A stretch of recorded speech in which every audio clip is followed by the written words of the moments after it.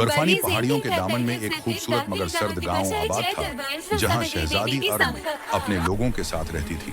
गांव के लोग सादा दिल और मेहनती थे, मगर एक साल शदीद बर्फबारी ने पहाड़ों के रास्ते बंद कर दिए।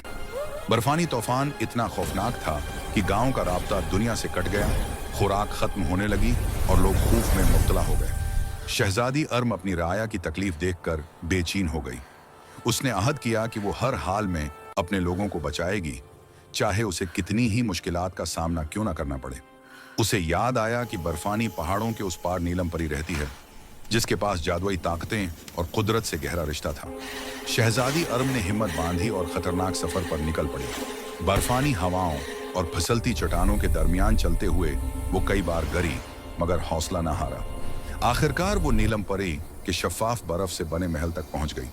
नीलम परी ने शहजादी अर्म की बात गौर से सुनी और उसकी बेलोस मोहब्बत और कुर्बानी से मुतासिर हुई। उसने कहा, जो हकमरान अपने लोगों के लिए खुद को खतरे में डाल दे, वही सच्चा रहनुमा होता है। नीलम परी ने अपने जादू से बर्फानी तूफान को थमा दिया और पहाड़ों में एक महफूज रास्ता बना दिया। उसके साथ ही उसने शहजादी अर्म को एक नीला चिराग दिया जो अंधेरों में रास्ता दिखाता था।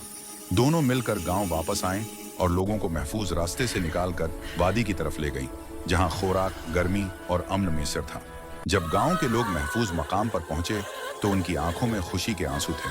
उन्होंने शहजादी अर्म और नीलम परी का शुक्रिया अदा किया। शहजादी अर्म ने मुस्कुराकर कहा, ये सब हमने मिलकर किया है, क्योंकि अकेला इंसान कमजोर होता है, मगर इत्तेहाद में बड़ी ताकत होती है।